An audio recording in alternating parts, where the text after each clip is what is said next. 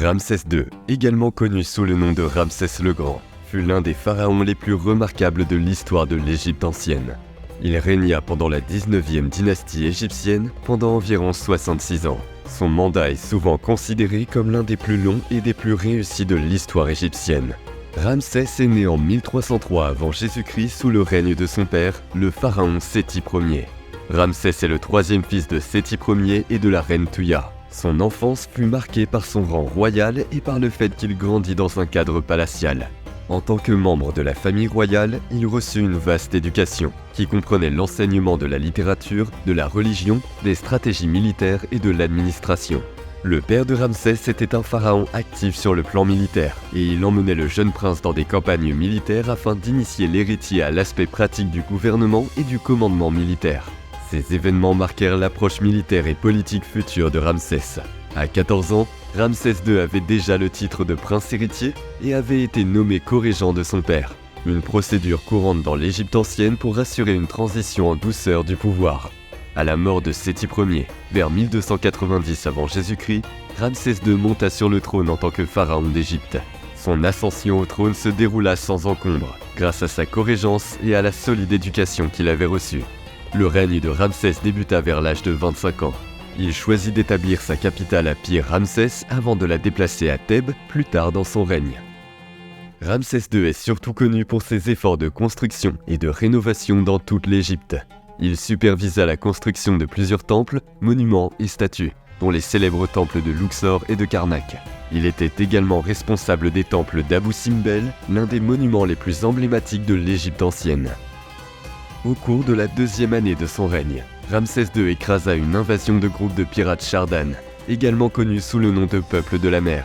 Ceux-ci formèrent une confédération de guerriers mercenaires et de pirates à la fin de l'âge du bronze et attaquèrent certains des royaumes les plus puissants de l'époque. Les campagnes réussies de Ramsès II contre les peuples de la mer contribuèrent à stabiliser la région de la Méditerranée orientale pendant une partie de son règne. L'un des conflits les plus célèbres et les plus documentés de l'Égypte ancienne est la bataille de Kadesh, qui se déroula vers 1274 avant Jésus-Christ. La région du Levant, qui comprend des parties de la Syrie, d'Israël et de la Palestine, était stratégiquement importante pour ses routes commerciales et ses ressources naturelles. Les Égyptiens et les Hittites avaient des intérêts divergents dans cette région. Avant la bataille de Kadesh, Ramsès II et Hattusili III, roi de l'Empire hittite, avaient signé un traité de non-agression. Mais les relations se dégradèrent lorsque Ramsès II accusa les Hittites de soutenir les rebelles dans la région. Ramsès II mena une campagne militaire pour reprendre le contrôle du Levant et expulser les rebelles et leurs partisans hittites. Le pharaon comptait sur ses forces plus nombreuses et mieux entraînées, mais les Hittites surprirent les Égyptiens avec une stratégie initialement réussie. Ils attaquèrent secrètement le camp de Ramsès alors que les forces égyptiennes s'approchaient de la ville de Kadesh. Le déploiement rapide des Hittites prit d'assaut les Égyptiens, les encerclant de plusieurs côtés. Le pharaon égyptien fut temporairement isolé du reste de ses troupes et, avec l'aide de sa garde personnelle, lutta pour sa vie jusqu'à l'arrivée des renforts. Ramsès II rendit compte personnellement de la bataille, racontant un duel en tête-à-tête avec le prince hittite. Ramsès II réussit à vaincre ses premiers assaillants et s'enfuit du camp pour rejoindre le reste de ses troupes.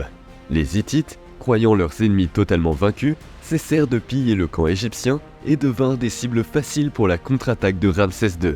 Les Égyptiens chargèrent de toutes leurs forces les rangs indisciplinés des Hittites, qui n'eurent d'autre choix que de fuir. Au cours de la poursuite qui s'ensuivit, les chars hittites, plus lourds, furent facilement dépassés et balayés par les chars égyptiens, plus légers et plus rapides. La bataille se termina en une impasse, avec de lourdes pertes dans les deux camps. Plutôt que de poursuivre les hostilités, les Égyptiens et les Hittites décidèrent de négocier un accord de paix, qui devint le traité de Kadesh, l'une des premières preuves historiques d'un traité de paix international. Cet accord établissait une alliance défensive entre l'Égypte et les Hittites contre les menaces extérieures. Le traité prévoyait également une période de stabilité dans les relations entre l'Égypte et les Hittites et constituait un exemple précoce de diplomatie internationale. Ramsès II mena également plusieurs campagnes militaires dans le sud, dans la région de Nubie, afin de protéger les frontières de l'Égypte et de contrôler les ressources de la région. La Nubie était une région riche en ressources, en or et en pierres précieuses, et sa gestion était vitale pour l'Égypte ancienne. Ramsès II mena une politique d'intégration des membres des groupes nubiens conquis dans son armée. Cela permit non seulement de renforcer les troupes égyptiennes, mais aussi de contribuer à l'assimilation et au maintien de la stabilité régionale. Ramsès II était réputé pour promouvoir une image puissante et divine de lui-même.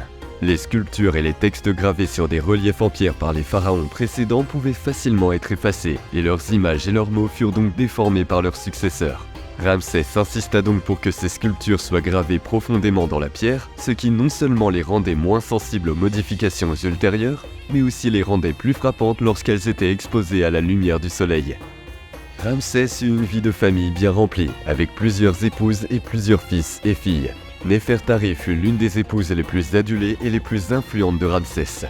Elle joua un rôle prépondérant dans sa vie et des monuments tels que le temple d'Abou Simbel portent des inscriptions et des représentations qui lui sont dédiées. Méritamen était l'une des filles de Ramsès II, mais elle devint également l'une de ses épouses. Le mariage des filles était une pratique courante parmi les membres de la famille royale égyptienne afin de maintenir les lignées royales.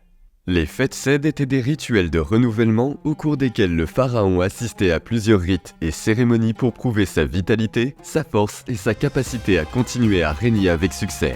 Pendant les fêtes Sed, Ramsès II participait à des cérémonies religieuses pour honorer les dieux égyptiens. Ces cérémonies se déroulaient dans des temples et comprenaient des offrandes et des prières. Ce rituel symbolisait la continuité de l'autorité royale et la garantie de stabilité et de prospérité pour l'Égypte.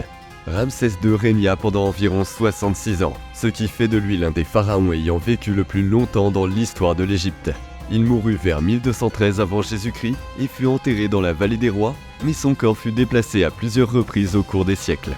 Son règne aura laissé un héritage durable, tant en termes de réalisation architecturale que d'influence politique. Le successeur de Ramsès II fut son 13e fils, nommé Merneptah. La transition du pouvoir semblait s'être déroulée sans heurts, bien qu'il y ait eu des différends entre certains de ses fils au sujet de la succession. La mort de Ramsès II marqua la fin de l'un des règnes les plus durables et les plus puissants de l'histoire égyptienne. Son héritage s'étend également à la dynastie des Ramsès, à laquelle il appartenait, et à l'influence durable qu'il exerça sur la politique et la culture égyptienne.